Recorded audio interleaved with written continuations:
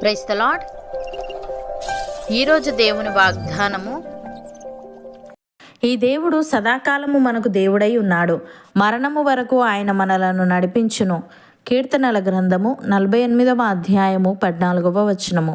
సహోదరి సహోదరులారా, ఇది కేవలం ఒక వాగ్దానం మాత్రమే కాదు, ఇది దేవుని స్వభావాన్ని మరియు ఆయనతో మనకున్న సంబంధాన్ని తెలియజేస్తుంది. దీనిని రెండు ముఖ్యమైన కోణాల్లో అర్థం చేసుకోవచ్చు.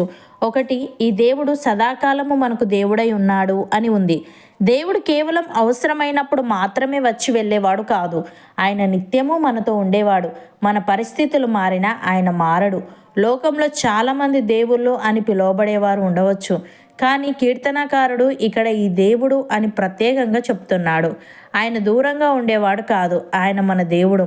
ఒక పిల్లవాడు 100 మంది తండ్రులు ఉన్నా తన తండ్రిని చూపిస్తూ ఈయన నా నాన్న అని ఎంత గర్వంగా అధికారంతో చెప్తాడో, అలాగే మనం కూడా ఈయన నా దేవుడు అని చెప్పుకునే అధికారం ఆయన మనకిచ్చాడు. ఉదాహరణకు, ఒక ఇల్లు అద్దెకు తీసుకున్నప్పుడు మనం అందులో ఉంటాం, కానీ అది మనది కాదు. అయితే సొంత ఇల్లు కొనుక్కున్నప్పుడు దానిపై మనకు పూర్తి అధికారం ఉంటుంది. అలాగే దేవుడు మనల్ని తన సొత్తుగా చేసుకున్నాడు. మనం ఆయనను మన సొంత దేవుడిగా స్వీకరించాం.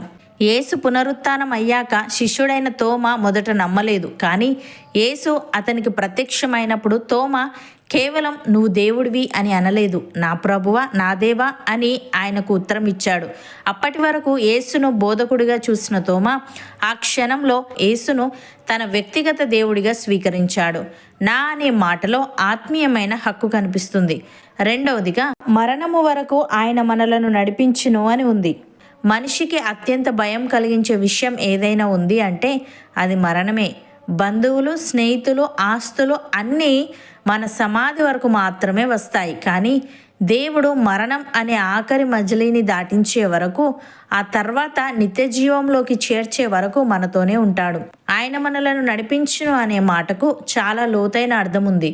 నడిపించడం అంటే కేవలం దారి చూపించి వెళ్ళు అని చెప్పడం కాదు, మనతో పాటు రావడం. గూగుల్ మ్యాప్ కేవలం దారి చూపిస్తుంది, దారిలో గుంతలు ఉన్నాయా, దొంగలు ఉన్నారా అనేది చెప్పదు. ఆపద వస్తే కాపాడలేదు. గైడ్తో ఒక అడవిలో ప్రయాణించేటప్పుడు అతడు మన పక్కనే ఉంటాడు. ముళ్ళు ఉంటే తీసివేస్తాడు. క్రూర మృగాలు వస్తే మనల్ని వెనక్కి నెట్టి ఆయన ముందుకు వెళ్తాడు. దేవుడు మనకు అలాంటి గైడ్ లాంటివాడు. మనకు తెలియని భవిష్యత్తు అనే మార్గంలో ఆయన మనకు ముందుగా నడుస్తాడు. ఉదాహరణకు, దేవుడు ఇజ్రాయేలీలకు ఐగుప్తు నుండి కనానుకు వెళ్ళే మ్యాప్ ఇచ్చి వెళ్ళండి అనలేదు, ఆయనే స్వయంగా వారి ముందు నడిచాడు. వారు పగలు రాత్రియు ప్రయాణము చేయునట్లుగా పగలు మేఘస్తంభములోను రాత్రి అగ్నిస్తంభములోను ఉండి యెహోవా వారికి త్రోవ చూపించుచు వారికి ముందుగా నడుచుచూ వచ్చెను అని ఉంది. ప్రియులారా, మన దేవుడు వెళ్ళు అని చెప్పేవాడు కాదు, పద వెళ్దాం అని మన చేయి పట్టుకొని నడిపించేవాడు. ఆయన మనకు తోడుగా ఉంటే దారి ఎంత కష్టంగా ఉన్నా మనం గమ్యం చేరుతాము. భక్తుడు ఈ విధంగా అంటున్నాడు, యెహోవా ఉత్తముడును యథార్థవంతుడునై ఉన్నాడు, కావున తన మార్గమును గూర్చి ఆయన పాపులకు ఉపదేశించును. న్యాయ విధులను బట్టి ఆయన దీనులను నడిపించును. తన మార్గమును దీనులకు నేర్పును. ఆయన చేసిన నిబంధనను, ఆయన నియమించిన శాసనములను గైకొను వారి విషయములో యెహోవా త్రోవలన్నీ కృపాసత్యమయములై ఉన్నవి అని. ప్రియులారా, మనుష్యులు తమ కంటే గొప్పవాని తోడు అని ప్రమాణము చేతురు. వారి ప్రతి వివాదములోను వివాదాంశమును పరిష్కారము చేయనది ప్రమాణమే.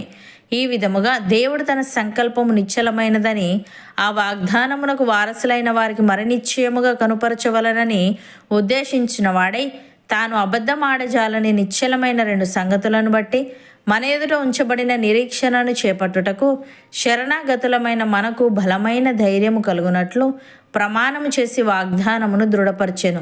అపోస్తలుడైన పౌలు తిమోతికి వ్రాస్తూ ఈ విధంగా అంటున్నాడు, మన క్రియలను బట్టి కాక తన స్వకీయ సంకల్పమును బట్టి అనాది కాలముననే క్రీస్తు యేసునందు మనకు అనుగ్రహింపబడినదియో, క్రీస్తు యేసును మన రక్షకుని ప్రత్యక్షత వలన బయలుపరచబడినదియోనైనా తన కృపను బట్టి మనలను రక్షించి పరిశుద్ధమైన పిలుపుతో ఆయన మనలను పిలిచెను. ఆ క్రీస్తు యేసు మరణమును నిరర్ధకము చేసి జీవమును అక్షయతను సువార్త వలన వెలుగులోనికి తెచ్చాను. ఆ సువార్త విషయంలో నేను ప్రకటించువాడనుగాను అపోస్తలనుగాను బోధకుడనుగాను నియమింపబడితిని. ఆ హేతువు చేత ఈ శ్రమలను అనుభవించుచున్నాను గాని నేను నమ్మిన వాణ్ణి ఎరుగుదును గనుక సిగ్గుపడను. నేను ఆయనకు అప్పగించిన దానిని రాబోచున్న ఆ దినము వరకు ఆయన కాపాడగలడని రూఢిగా నమ్ముకొనుచున్నాను అని. సహోదరి సహోదరులారా, ధనాపేక్ష లేనివారై మీకు కలిగిన వాటితో తృప్తి పొంది ఉండుడి. నిన్ను ఏమాత్రమును విడువను, నిన్ను ఎన్నడూను ఎడబాయను అని ఆయనే చెప్పాను కదా. కాబట్టి ప్రభు నాకు సహాయుడు, నేను భయపడను, నరమాత్రుడు నాకేమి చేయగలడు అని మంచి ధైర్యంతో చెప్పగల వారమై ఉన్నాము. మీకు దేవుని వాక్యము బోధించి మీ పైని నాయకులుగా ఉన్నవారిని జ్ఞాపకం చేసుకొని వారి ప్రవర్తన ఫలమును శ్రద్ధగా తలంచుకొనుచు వారి విశ్వాసమును అనుసరించుడి. యేసుక్రీస్తు నిన్న నేడు ఒక్కటే రీతిగా ఉన్నాడు. అవును, యుగయుగములకును ఒక్కటే రీతిగా ఉండును. అవును అన్నవారు నాతో పాటు ప్రార్థనలో ఏకీభవించండి. పరిశుద్ధుడా, ప్రేమగల తండ్రి, నీవు సదాకాలము మాకు దేవుడవై ఉన్నావని, మరణము వరకు నీవు మమ్మలను నడిపించుదువని, మాకు తెలియని భవిష్యత్తు అనే మార్గంలో నీవు మాకు ముందుగా నడుస్తావని తెలియజేశావు. తండ్రి, నీకు స్తుతులు. దేవా, తోమా వలె మేము కూడా నా ప్రభువా నా దేవా అని వ్యక్తిగతంగా నిన్ను మా దేవునిగా అంగీకరించి మా పరిస్థితులు మారని దేవుడు నీవేనని మేము నమ్మి నీతో నడిచే వారంగా ఉండుటకు సహాయము దయచేయమని, నీవు నిన్న నేడు ఒకటే రీతిగా ఉన్నావు గనుక యుగయుగములకును ఒకటే రీతిగా ఉందువు గనుక ప్రభు నాకు సహాయుడు, నేను భయపడను, నరమాత్రుడు నాకేమి చేయగలడని మంచి ధైర్యంతో చెప్పగల వారమై ఉండుటకు కృప చూపమని, నీ న్యాయ విధులను బట్టి మాలో ప్రతి ఒక్కరిని నీవే నడిపించమని యేసుక్రీస్తు నామంలో ప్రార్థిస్తున్నాము తండ్రి. ఆమెన్.